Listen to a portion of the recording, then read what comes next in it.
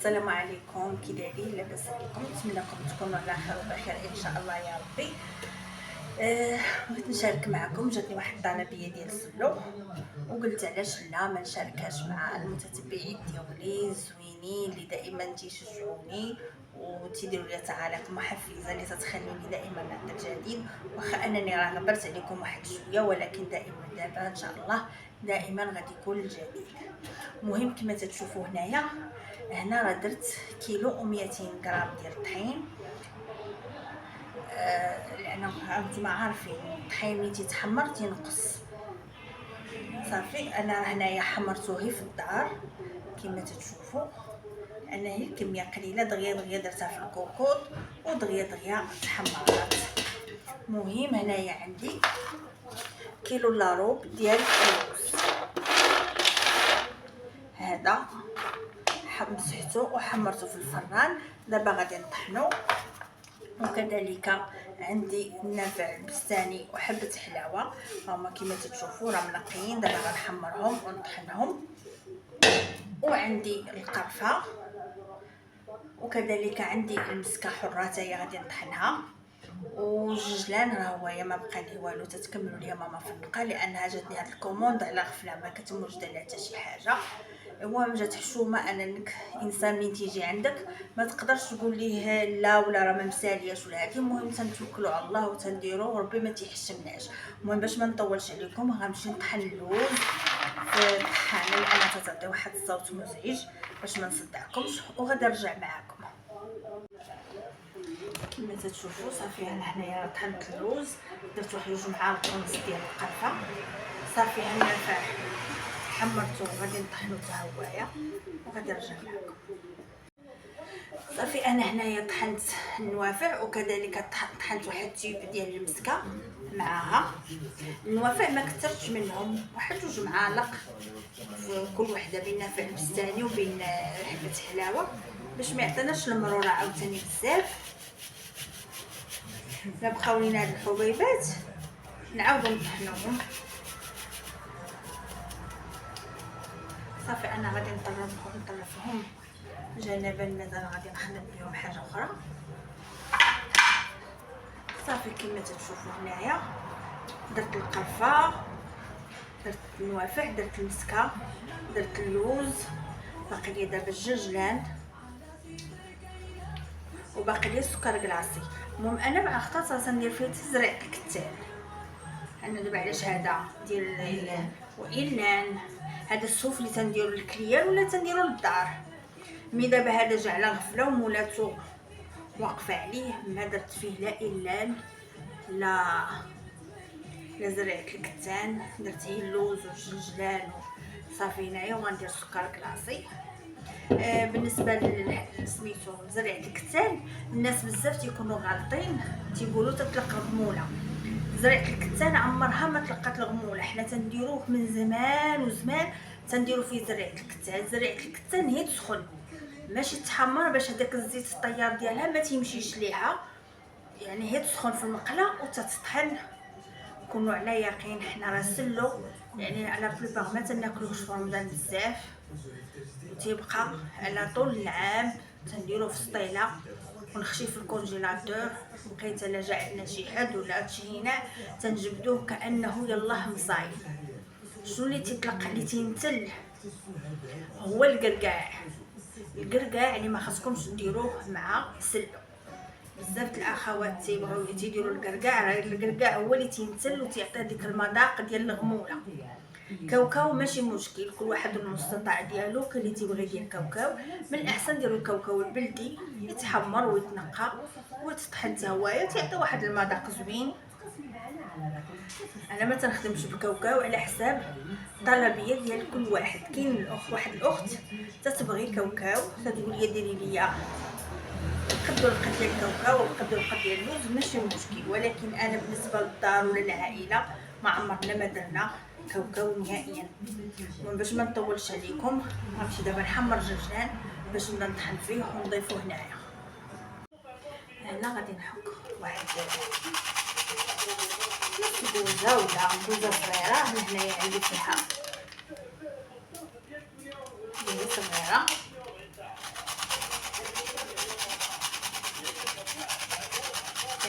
تخافوش من البوزه.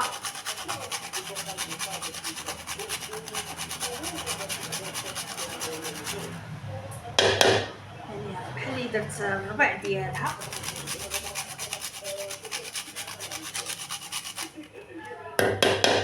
صافي. وغندير كذلك السكر كلاصي. وبالنسبه باش غادي نخلط بالزيت الروميه لو سيور مع الزبده ديال سونطرال. هادو باش غنخلط سلو، نكونوا متاكدين انهم راه ما تيضروا ما حتى شي حاجه. الاخوات اللي كانوا تيديروا بالزيت البلديه، زيت البلديه راه واصله 90 درهم 100 درهم والفوق. راه الزيت البلديه تتعطي واحد اللوغو ما زوينش تدير الشحه، تيديروا الشحه. مثلا اللي بغى يدير العسل كيديروا العسل يذوبوه ويخويوه فيه في الخليطه ديال السلو مع الزبده والزيت. راه ملي تطيب الزيت البلديه وتزيدي عليها الزبده راه ما تيوقع حتى شي حاجه، بالعكس يجي سلو معلك وزوين ولذيذ. صافي هنايا راني درت سكر كلاصي غادي نغربل دابا. المهم انا هنا درت واحد الكميه قليله تنبدا نخلط وندوق نشوف واش نزيد السكر ولا صافي ولا. المهم ما يكونش حلو بزاف وما يكونش عاوتاني مسوس. بالنسبه للاخوات اللي تيديروا الملحه، انا صراحه الله ما عمرني ما درت الملحه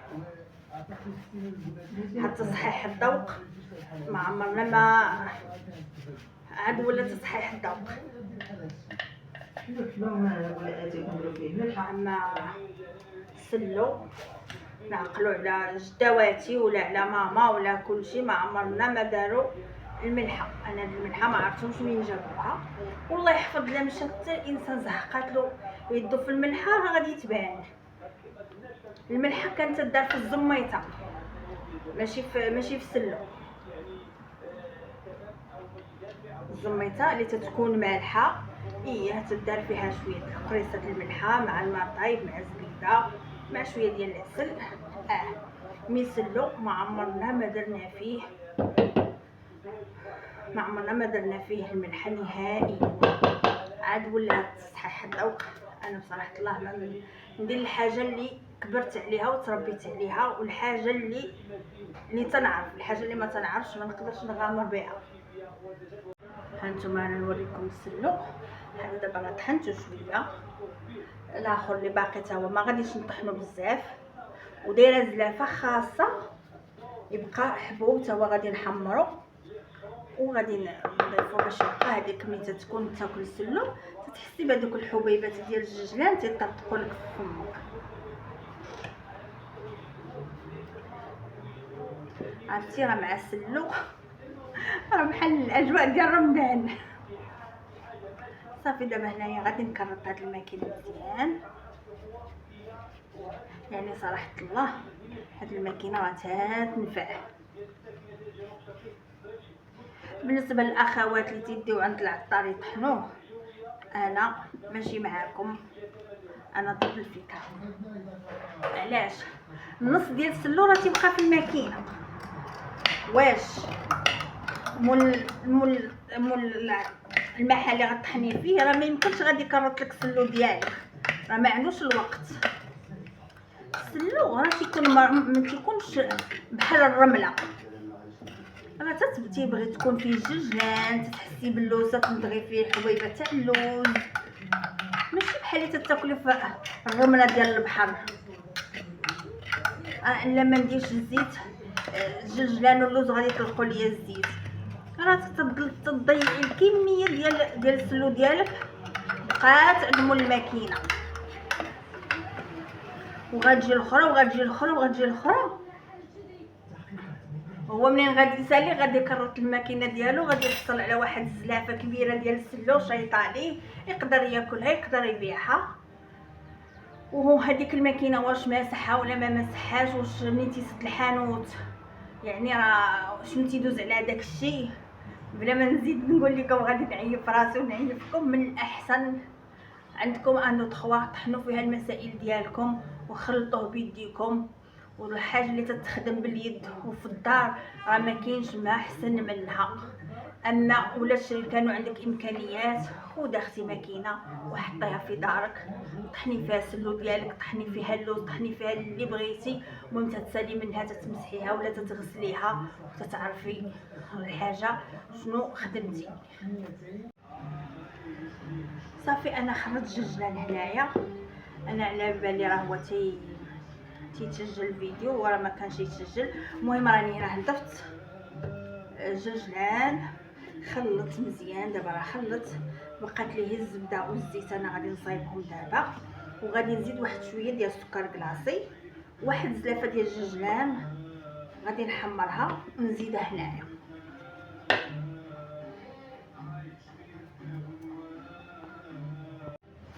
كما شفتوا انا درت الزيت، درت الزبده، سونط خاليتيها باش ما يجيش شي وحده راكي درتي البواطه ولا شي حاجه، سونط خاليتيها. المهم اما خدموا بسونط خاليتيها، اما جوده، اما انكور، ولا ديال ايزلندا حتى هي راه زوينه، تتكون الميكه ديالها زرقاء حتى هي تتعطي واحد المذاق زوين، ولا جبال. ما تخدموش غير بالزبده ديال البواطه فقط. دابا هنا صافي غادي نديرو يسخن الزيت مع الزبده باش تذوب، وغادي نصفيها من هذيك الكشكوشه اللي غتخرج ليا الزبده من الفوق، لان هذه ديال سونط خاليتي فيها شويه الماء. بالنسبه للزبده ديال برا ما فيهاش الماء،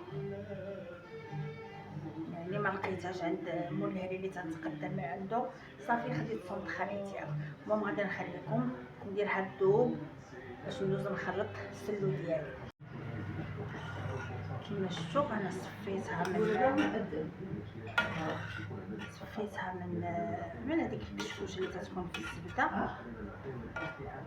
صافي دابا هنا غنخليها تبرد شويه،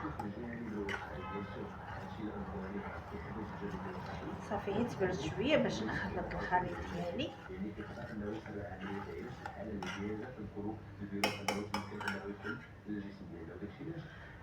صافي وغنبدا نحرك السلو. صافي هنايا غادي نخوي شويه ديال، ما غاديش نخوي كلشي في دقه واحده، تنخلط نشوف الكميه واش غتقدني ولا ما تقدنيش ولا.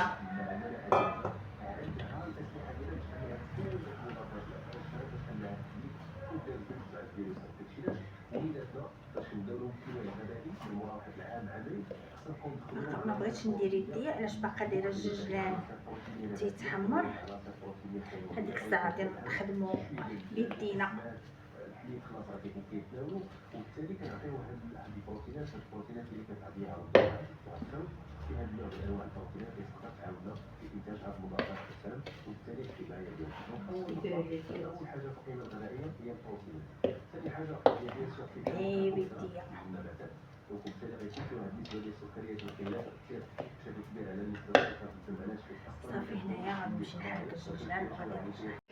صافي كما تتشوفوا ها هو الجوجلان هنايا حمرته، صافي ضفتو على السلو. ايوا صافي دابا غادي نخلط هادشي بيديا، ما بغيتش ندير ليكات لان مع الزبده سخونه هادشي سخون ما يمكنش غادي تخدمي بالليكو. صافي غادي نبقاو نخلطو بحال هكا.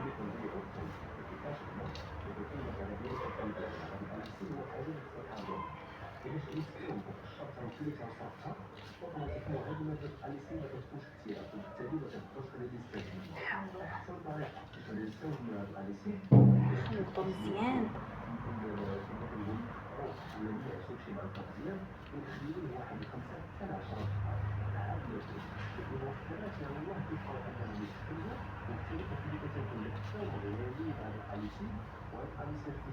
هو المادة الأقوى اللي فينا الثوم، واللي هي المادة المضادة للبكتيريا والفيروسات اللي حنا كنهضروا عليها دابا.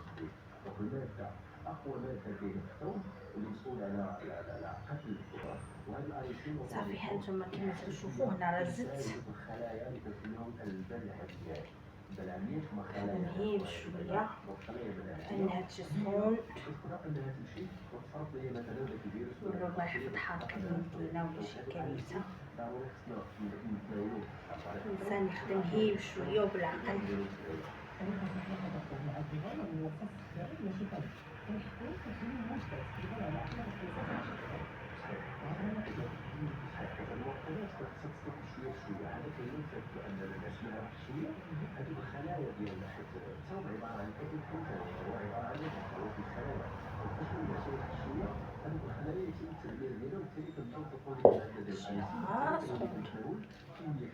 صافي هنايا غادي نبقى نخلط حتى تيتقاد في اليدام ديالو باش نضيف اللوز.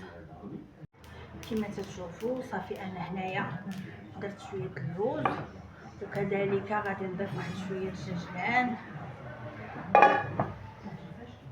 باش يعطي واحد، رغم انني راني ضربت واحد الزلافه ولكن ما جاش باين صراحه الله. هانتوما شتي منقولش لكم معلق سلو لحقو طريقو ومكونات جد بسيطه ومن الاحسن هادو ديروهم لوليداتكم الصباح يفطروا بهم كاع. تقدروا ديرهم كويرات وتحطوهم في الشوكولات يكون الجوده العاليه اللي فيها 75% ديال الكاكاو. حنا حتى الشوكولات زوين ومفيد للصحه يعني، ولكن ما حاولوا ما ديروش الشوكولات اللي فيه نسبه قليله ديال الكاكاو، احسن من هذيك ديال الزقاطه، احسن من كل شيء. الانسان يفطر به الصباح في العشيه مع كنز ديال اتاي، حاجه ديال الدار ما كاين ما احسن منها يعني. ها واخا يعني ها هو ديال الكليانه ولكن تتبقى مسؤوليه على رقبتي انا اللي خاصني ندير ليها الخدمه نقيه وديال الدار. صافي هنا غادي نخليه يبرد. الحلاوه هي هذيك، راني زدت شويه ديال السكر. صافي غنخليه دابا يبرد. هانتوما كيجا معلق يعني انا ما تنحملش هذاك السلو الناشف بحال اللي تاكلي في الرمله.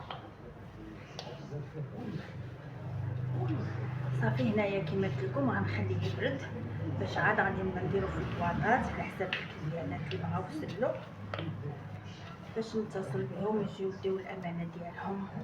مهم والهلي حاشمنا من شي حد. صافي دابا غادي نحاول هاد البقايا اللي بقات في يدي نكرتها ما نضيعوهاش.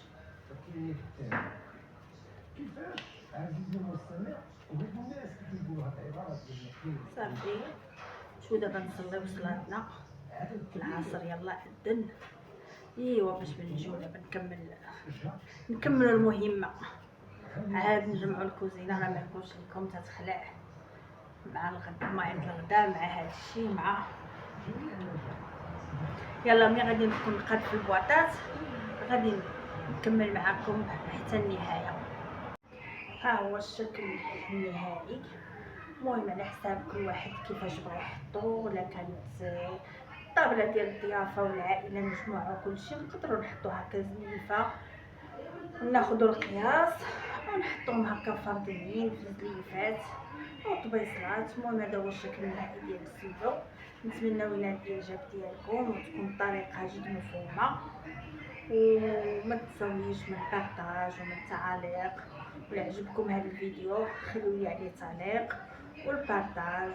شكرا جزيلا لكم، ونتمنى انهم تدعموا هذه القناه، محتاجه الدعم ديالكم. وتشكر جميع المتتبعين ديالي سواء داخل الوطن او خارج الوطن. شكرا لكم بزاف ومع السلامه في فيديو لاحق ان شاء الله.